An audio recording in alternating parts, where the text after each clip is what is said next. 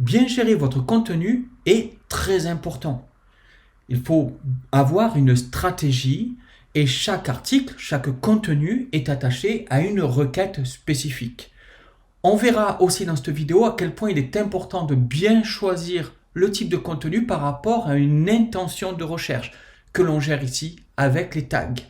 Faisons le tour de cette interface de NeuronWriter qui permet de gérer les différentes requêtes et donc les différents articles, les différents contenus attachés à cette requête.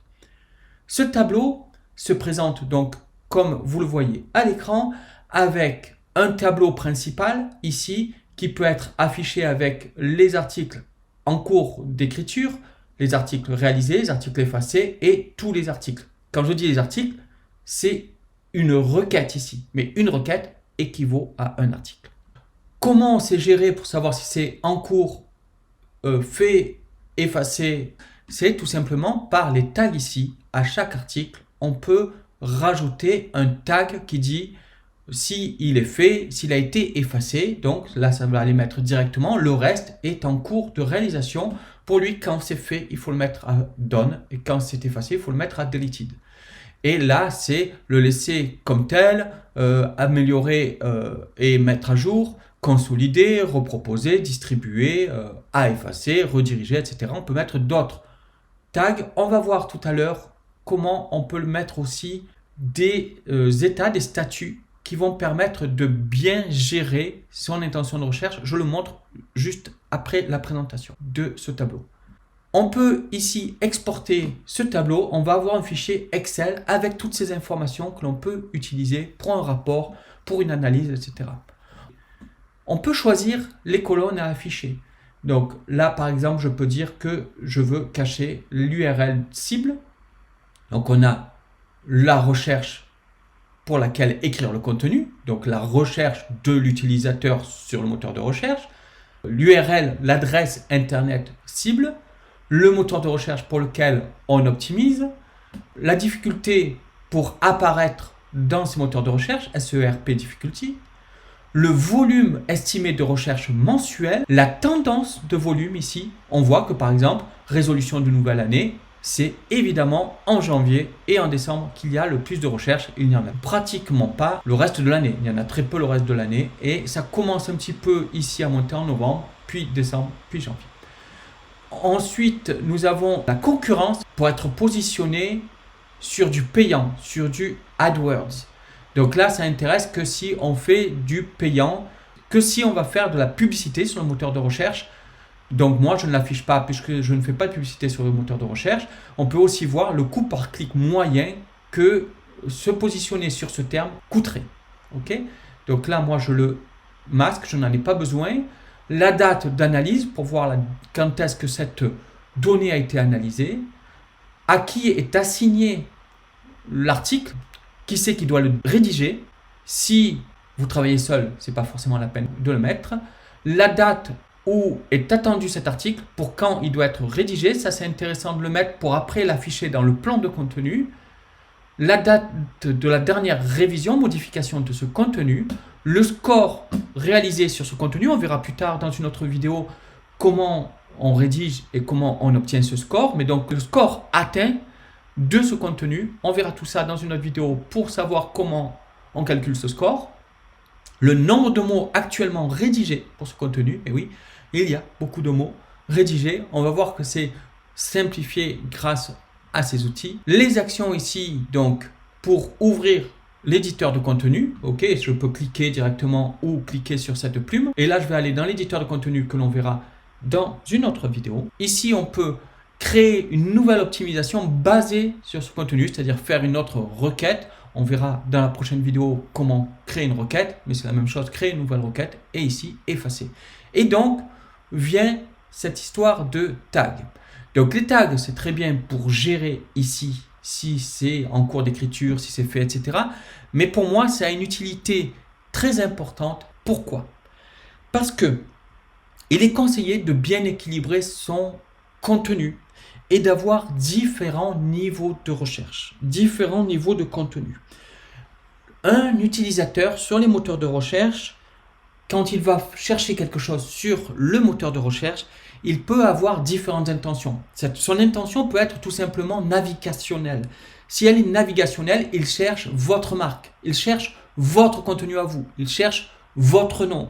Et donc, cette intention navigationnelle, c'est pour vous retrouver tout simplement. Il peut avoir une intention informationnelle. Il se renseigne, par exemple, ici sur comment on fait un plan de vie, comment on tient ses résolutions de nouvelle année, comment on place des objectifs.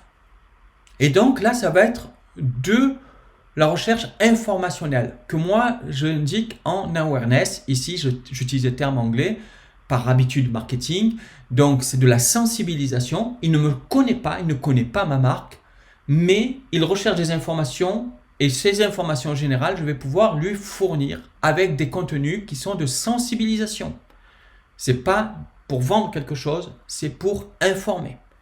Puis, il peut y avoir des recherches qui sont commerciales. Commerciales, c'est-à-dire que là, il peut me considérer ma marque, considérer mon produit, considérer mon service, considérer mon offre, soit devenir un prospect. À mon sens, on est vraiment un prospect que quand on a rentré ses informations personnelles, par exemple son prénom, son adresse email. C'est ça, être vraiment, à mon sens, un prospect. Mais en règle générale, un prospect, c'est quelqu'un qui s'est intéressé à mon offre et recherche des informations pour la comparer. Donc ici, on a du contenu de considération. Considération, je vais lui mettre par exemple un comparatif entre différentes applications de coaching pour ici ce produit qui est une application qui aide à atteindre ses objectifs qui s'appelle Jimmy qui permet d'arriver à réaliser ses rêves. Donc ici du contenu awareness avec des conseils pour cela. Ici considération avec des comparatifs avec différentes applications. Ici conversion, c'est quand il y a une recherche transactionnelle. Recherche transactionnelle, c'est on est décidé, on veut acheter, on a juste besoin de savoir s'il y a des promotions, si vraiment ça vaut le coup, si on doit passer à l'action. On est au moment de franchir l'étape et de passer à l'action et de devenir un client et on a besoin d'être convaincu, on est à l'étape conversion pour une recherche transactionnelle. Et là, je vais dire quels sont les avantages d'avoir un coach dopé à l'intelligence artificielle, soit Jimmy Lee, que je propose ici. Pourquoi je marque ces informations, ces tags? Parce qu'il faut bien distribuer son contenu et bien avoir une stratégie construite autour de ça. Je m'explique. Il faut avoir une grosse partie de ce contenu qui est de la sensibilisation. Donc, ce que j'ai indiqué sous awareness. Donc là, c'est les gens ne nous connaissent pas, ils recherchent des informations sur Internet et avec ce contenu, on va apporter de l'expertise, de l'information, de la valeur, faire plaisir à l'utilisateur, lui apporter des réponses concrètes et montrer qu'on est expert dans un domaine, qu'on connaît bien le sujet. En dessous, ça, ce sont les chiffres que j'utilise moi et que je conseille d'avoir sous la forme justement de l'entonnoir de conversion. La majeure partie des gens ne vous connaissent pas. Ils arrivent, il faut les sensibiliser, leur montrer une expertise, leur montrer qu'on apporte des réponses à leurs questions. Et c'est la plus grosse partie de notre contenu, qui est du contenu de sensibilisation, d'information, de valeur que l'on apporte à l'utilisateur.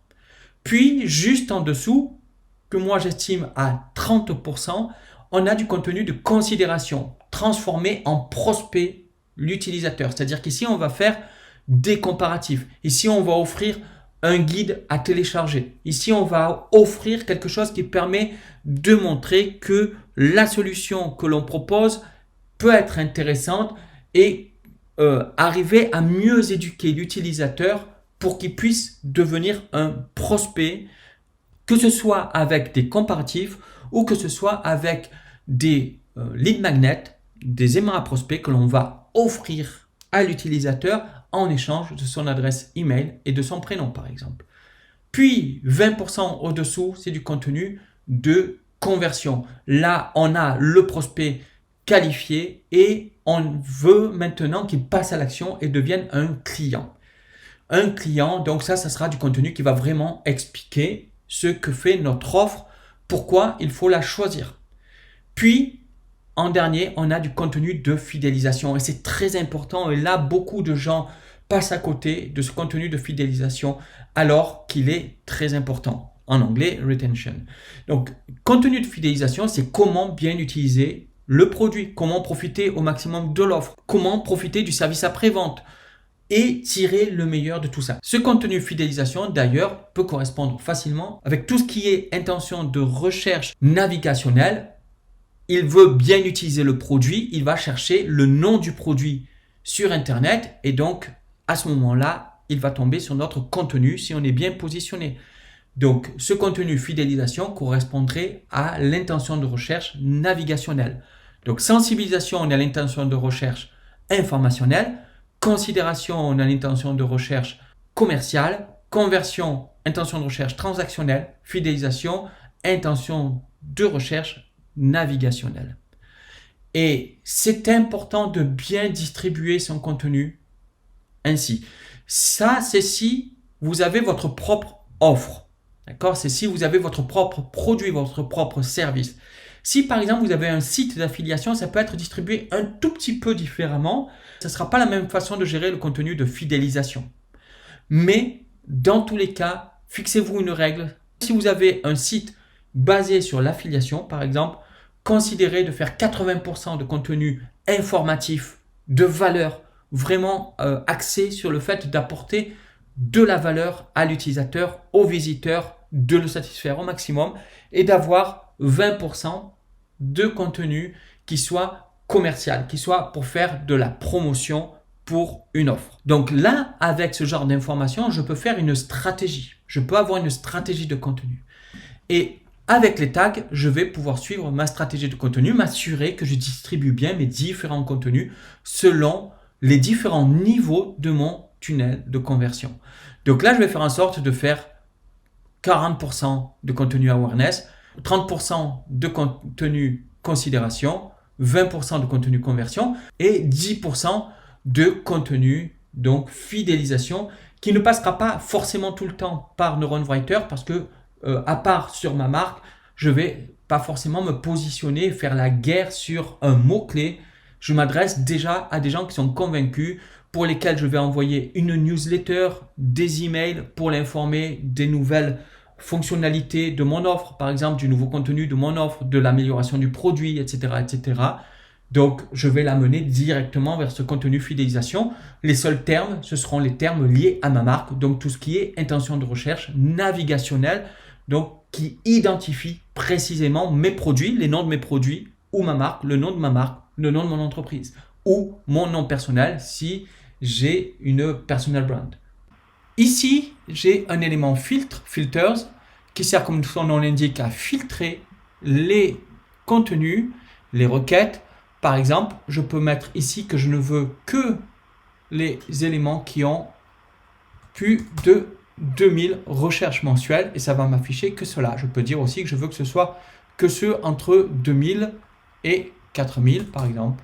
Et là, j'aurai que les éléments qui sont entre 2000 et 4000. Je peux ainsi n'afficher que des contenus par rapport à certains critères que je sélectionne. Dernier point, dans cette fenêtre de requête de contenu, ici, la petite recherche, la petite loupe pour rechercher un contenu directement dans le tableau. Par exemple, ici, live, ça va me sélectionner que ce qui contient live dans la requête. Mais je peux rechercher par n'importe quel autre champ.